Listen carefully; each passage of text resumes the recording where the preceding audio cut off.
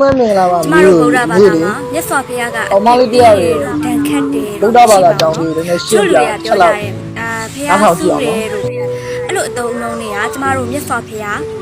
လုံးဝမဟုတ်ပါဘူး။ကျမတို့မြတ်စွာဘုရားကအကျဉ်းသားတရားရှိပြီးတော့မှန်ကန်တဲ့လမ်းကိုပြပေးတဲ့ဘုရားဖြစ်တယ်။ဒုက္ခရောက်နေတဲ့တတဝါတွေကိုဒုက္ခမရောက်အောင်ဆင်းရဲဒုက္ခကနေလွတ်ကင်းအောင်ဆုံးမတွင်တင်ပေးတာပဲရှိတယ်။အပြစ်ပေးတယ်တို့တန်ခတ်တယ်တို့လုံးဝလုပ်တဲ့ဘုရားမဟုတ်ပါဘူးရှင်။တန်တရားဝိကလွတ်ချင်တာ ကမောင်မစိုးဘူးနော်ဒီရင်ကြီးတွေကကြောင်းနေပါလိမ့်မယ်တတ်ထား ဆင်းရဲဒုက္ခတွေကနေဆွဲထုတ်ပေးနိုင်တာမြတ်စွာဘုရားရဲ့အဆုံးအမတွေကသာကဲ့တင်နိုင်မှာဖြစ်ပါတယ်။